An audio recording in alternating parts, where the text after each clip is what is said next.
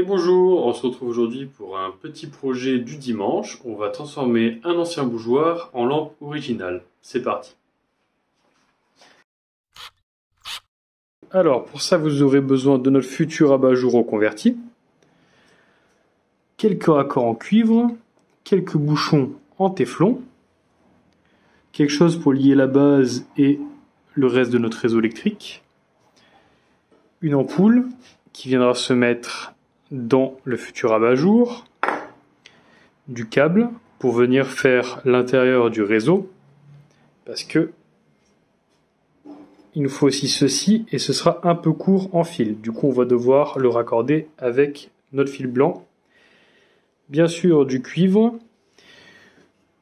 de la peinture en spray, c'est plus facile si jamais vous voulez peindre la base, de la résine Geb RC50 pour coller nos raccords en cuivre. Je vais partir sur une base en OSB, du coup un peu d'OSB et on va faire notre base dedans.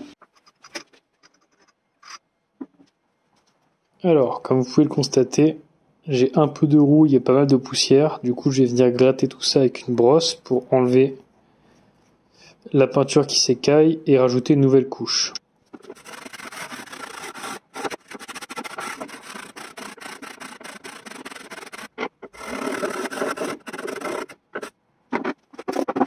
Là, on va venir découper la barre qui nous gêne. Pour ça, on va prendre une petite Dremel avec un disque à tronçonner. Et bien sûr, il faut les lunettes de protection.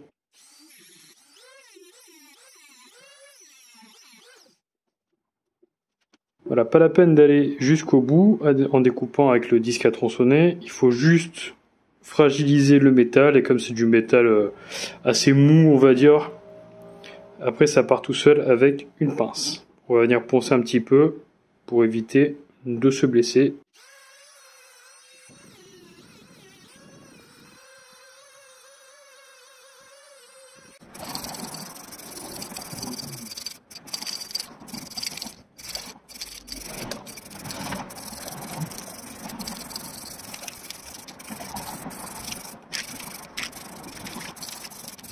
Alors là, l'idée c'est de venir avec une chute d'OSB que je recoupe. Je fais un disque du diamètre intérieur de mon abat-jour et il faut aussi que je fasse un trou pour pouvoir rentrer ma douille.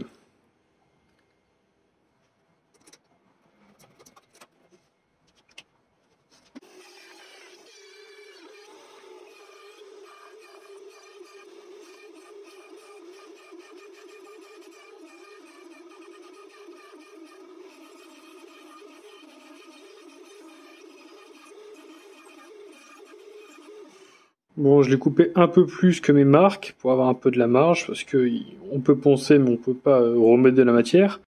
Et en plus, j'ai ma lame qui est complètement démontée. Il faut que je la change, mais bon, j'en ai pas de rechange pour l'instant. Je m'en sers tant qu'elle coupe encore un tout petit peu.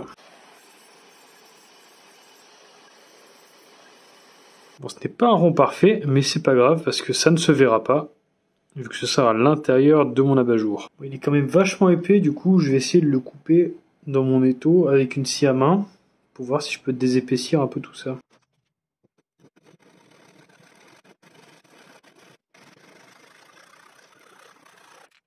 Petit coup de ponçage et ça devrait être bon. On a un cercle quasi parfait.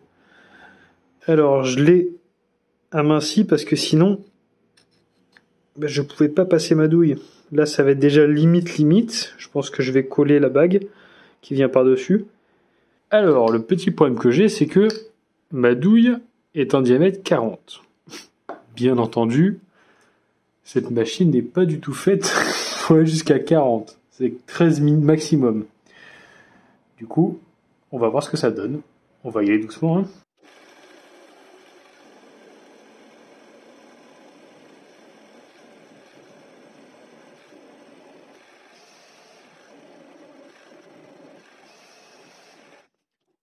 Bon, bah ça s'est bien passé.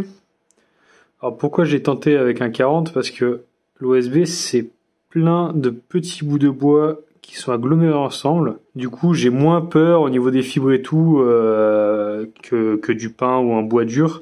Un bois dur, j'aurais pas tenté, mais l'OSB, c'est quelque chose qui est très friable quand même. Donc, c'est passé tranquillement. Bon, ma bague passe. Elle passe très serré. Je vais quand même, parce que vous voyez, il y a du filet qui dépasse encore ici. Je vais quand même le coller une fois que je ferai l'assemblage final pour ne pas que ça bouge. Comme vous avez pu le voir sur mon super plan,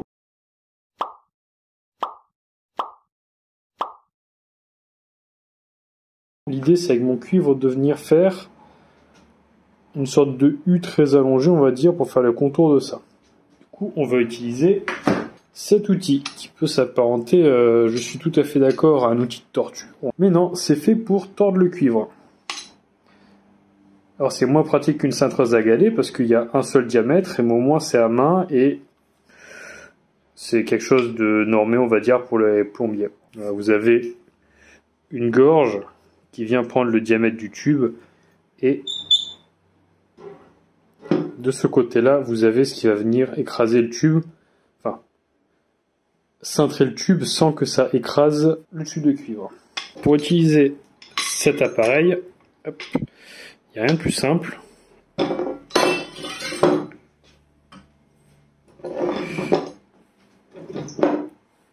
On vient mettre son tube entre les deux parties. Hop.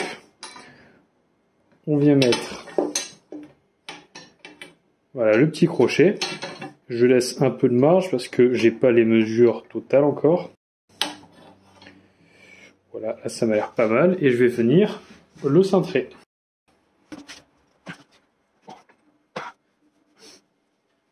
Là, je ne l'ai pas cintré entièrement parce que il faut pas se louper, vous avez les petites marques ici.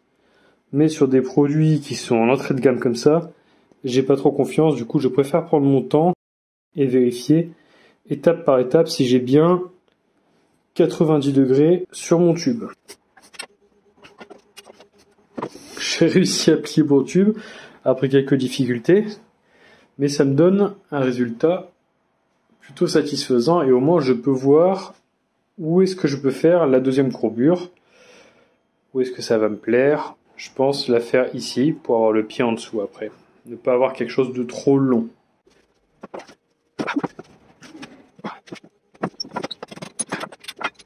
Et je vais pouvoir venir mettre mon abat-jour. Alors bien sûr, je vais recouper là et là pour pouvoir mettre mes fixations pour le support. Et en haut, pareil, je vais redécouper pour avoir ma fixation pour mon abat-jour. D'habitude, sur des surfaces droites, enfin sur des sections droites de cuivre, j'utilise une scie à métaux, enfin une tronçonneuse à métaux. Mais là, vu qu'elle est courbée, ça va être difficile après de venir poncer et tout. Du coup, je vais utiliser ceci. Du coup, c'est un petit coupe-tube. Alors lui, il est pas du tout performant. C'est du premier prix que j'avais pris pour me dépanner à Leroy Merlin. Et j'en suis pas du tout satisfait. Alors voilà, c'est tout bête hein, pour couper du cuivre.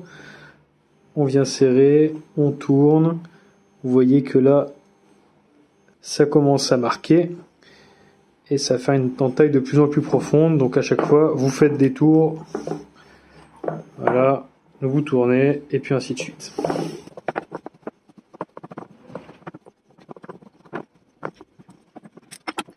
Et voilà, au moins c'est propre, ça fait pas de bavure. Par contre, étant donné que j'ai du fil électrique qui passe, ça c'est extrêmement coupant.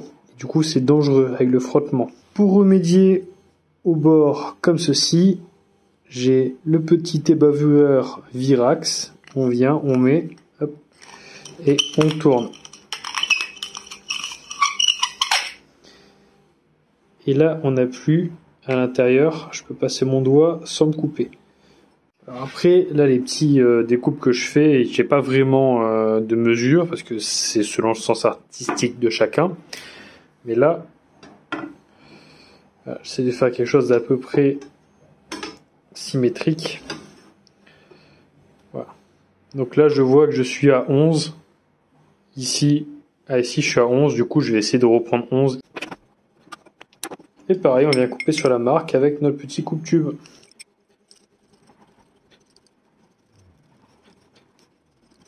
Bon voilà, là par exemple vous voyez mon coupe-tube il a sauté alors qu'il n'avait pas fini de couper. Normalement j'ai un coupe-tube Virax, mais là je pouvais pas faire autrement. Il est resté au magasin.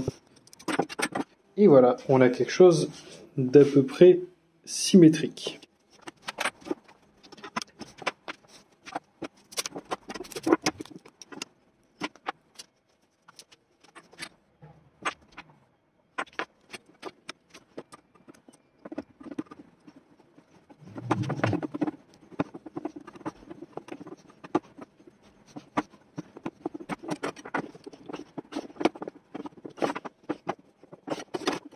J'ai mon premier pied.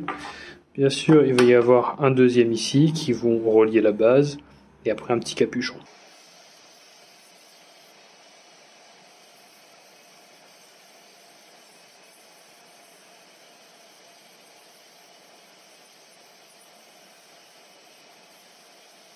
Alors, si vous n'avez pas le centre d'un cercle, vous faites une petite combinaison comme ça, 45. Donc là, c'est tangent ici, là, c'est tangent ici, et là, j'ai quelque chose qui passe par le centre. Vous voyez, je suis bien au niveau de mon 45 degrés ici. Et là, normalement, j'ai un trait central. Ou sinon, vous le faites avant de découper votre cercle et ça va, ce sera beaucoup plus simple.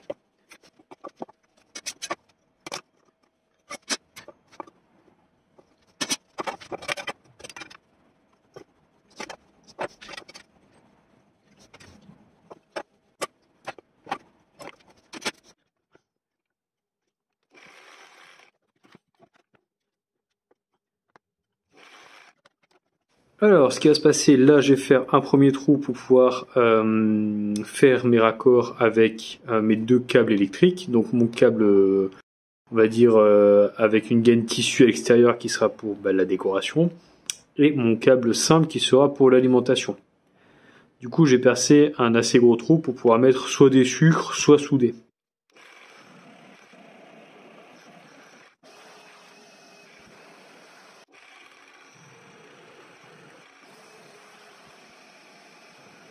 Là, je vais venir percer en 10 pour faire passer ça, et ça va tenir un de mes pieds. L'autre pied, j'ai pas besoin de le faire traversant parce que je n'ai pas de câble à passer. Du coup, il aura juste une vis dans le capuchon de l'autre côté. J'ai passé mon trou plus petit, comme ça ne peut pas passer, parce qu'en fait, je vais tarauder le bois. Donc ça marche très bien, enfin d'habitude je taraude le pain et l'être avec. Des tarots métaux, donc ça marche très très bien. Là je vais voir pour de l'OSB comment ça marche, parce qu'en fait ça va me rajouter une sécurité pour pas que ça se dévisse. Ça va servir, on va dire, de contre-écrou en bois. Alors j'aime pas tarauder avec ce petit outil parce que je trouve que c'est beaucoup trop long. Du coup je me suis fait un petit setup avec un raccord hexagonal qui vient, hop, et on a après une tête carrée. Voilà, ça tient pas trop, mais ça marche. Et bien c'est pas ce qu'il y a de plus solide, mais ça tient très bien sur l'OSB aussi. Maintenant le but c'est de faire un trou qui vient de là jusqu'ici pour faire passer mon fil. Bon, il faut pas que ce soit super droit, c'est pas très grave, faut juste qu'il tombe ici.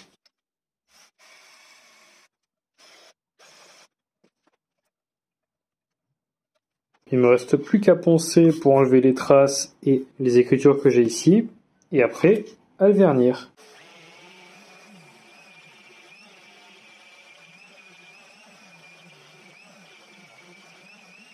Mon support est verni, il rend très très bien. J'ai mis la première attache pour mon pied, et là, ce qu'il me reste à faire, c'est venir percer ce petit bouchon, le tarauder pour venir le visser ici, et ce sera mon premier pied. Sur l'autre, je vais simplement percer un trou pour pouvoir mettre une vis et le mettre ici, et j'aurai mes deux pieds. Mes câbles passeront par ici. Comme vous pouvez le voir, ici je me suis fait deux petits supports, deux petits guides pour pouvoir visser mes bouchons sur mon étau. Parce que si je les serre directement, mon étau va écraser mon bouchon et après il rentrera plus dans mon tube. Donc ça, c'est la manière la plus efficace de les coincer. Mon petit bouchon est percé bien au milieu, il manque plus qu'à le tarauder.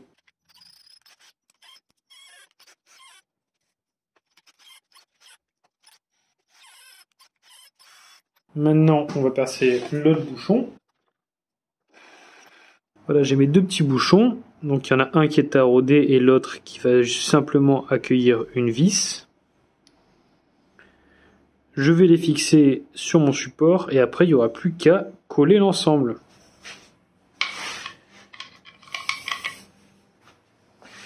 Alors j'ai fait oublier, mais avant de les visser et de les mettre en place, il faut poncer l'intérieur pour accueillir la résine comme il faut. Alors c'est juste un papier à poncer que j'ai mis dans une pince. Voilà, c'est quasiment pile poil le diamètre intérieur de mes raccords. Donc j'ai juste à faire ça. Voilà. Il faut juste rayer la surface. Ça sert à rien de trop serrer. Il faut juste serrer ce qu'il faut pour ne pas abîmer le filetage. Parce que c'est du laiton et c'est assez mou comme métal. Ce petit bouchon là, je vais y mettre une vis toute simple. En plus, on a déjà le pré-trou qu'on a fait tout à l'heure. Au tournevis, ça ira très bien.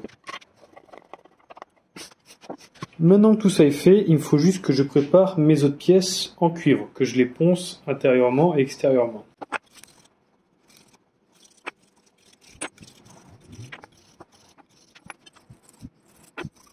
Bien sûr, quand on ponce, il ne faut pas poncer plus loin que là où va venir le raccord. Pour qu'il n'y ait pas, du coup, de coups de papier de verre.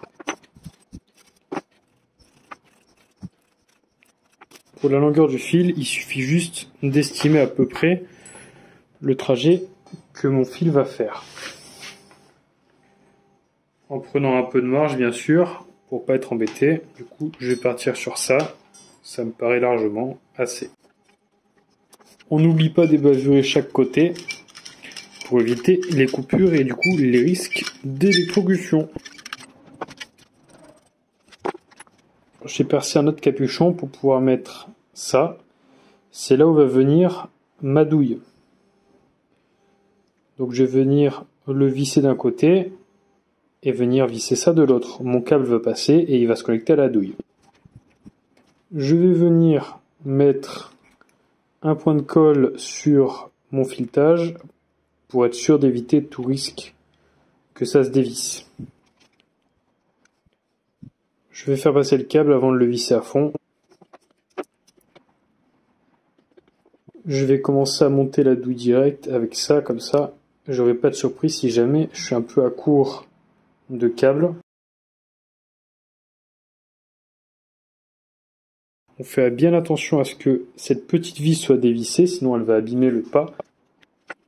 Voilà, je viens visser, sans trop forcer, parce que souvent, quand on force trop, ça vient fissurer le cul de la douille. Je viens visser ma petite vis, et cette vis va donc cranter dans le filetage pour empêcher la douille de bouger. Une fois que c'est fait, je viens d'y visser mes deux petites vis et je vais venir enfiler mes deux fils.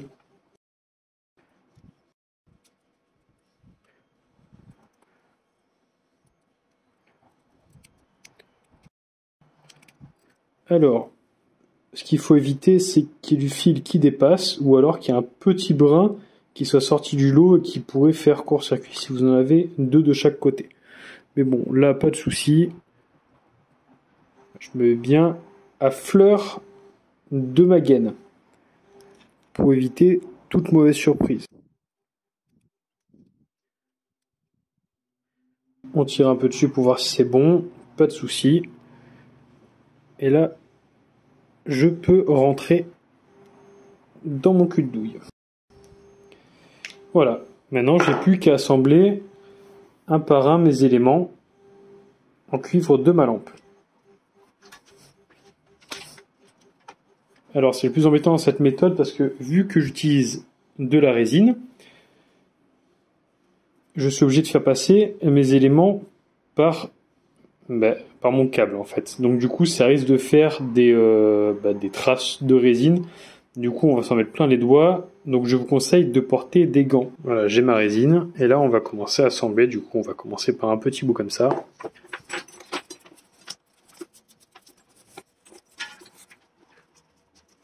Alors, pour l'intérieur, on en met bien, voilà, dans le diamètre intérieur. Et là, on vient en mettre sur l'extérieur. Ça sert à rien de trop en mettre. Et là, on va venir enfoncer et essayer de tourner un tout petit peu pour que la résine pénètre bien de partout. Vous avez quelque chose comme ça. Et on va répéter le processus maintenant.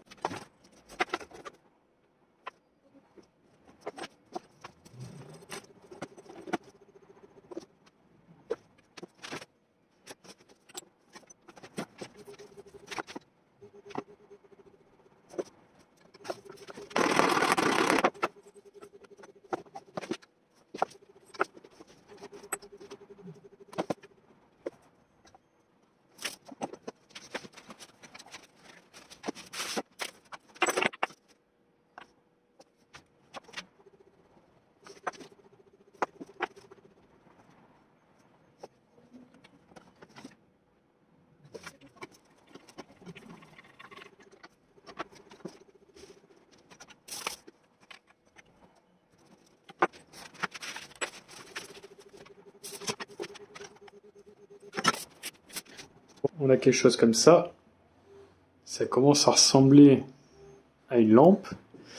Je vais juste attendre 2 minutes le temps que ma résine prenne parce qu'elle prend extrêmement rapidement. En attendant que ma résine prenne, je vais pouvoir m'occuper du raccordement électrique. Pour le raccordement électrique, je vais partir sur 2 sucres qui seront posés à plat de chaque côté. Donc là, on va juste venir prendre une longueur qui sera la bonne. Donc je prends d'abord un peu de mou parce qu'il faut réussir à dénuder ce câble.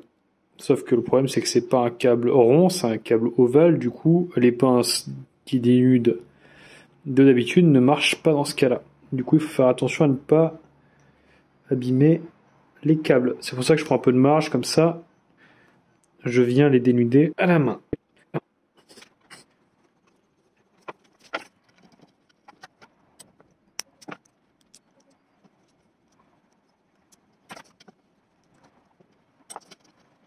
Bon, c'était un peu compliqué, mais au final, ça tient bien. Je pense que la prochaine fois, je vais rester sur de la soudure et de la gaine thermo-rétractable, parce que c'est pas vraiment un gain de temps. Voilà, je voulais essayer pour une fois, j'ai vu ce que ça donnait. Bon, je peux pas mettre mes doigts dans l'écosse, donc ça va très bien. J'ai pas de risque de m'électrocuter.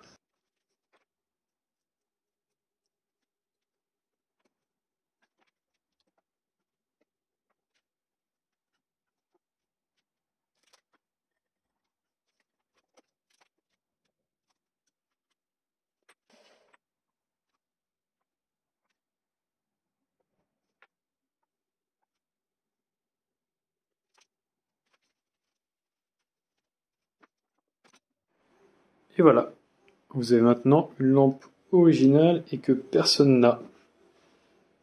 Et en plus, ça fait un projet sympa et ça redonne de la vie à un objet qui n'avait plus d'utilité.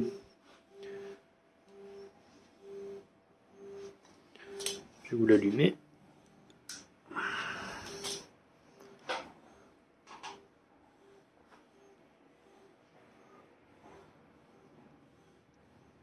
Voilà, cette vidéo est maintenant terminée. J'espère qu'elle vous a plu. Si c'est le cas, n'hésitez pas à liker, partager et commenter. Ça m'aiderait beaucoup. Merci.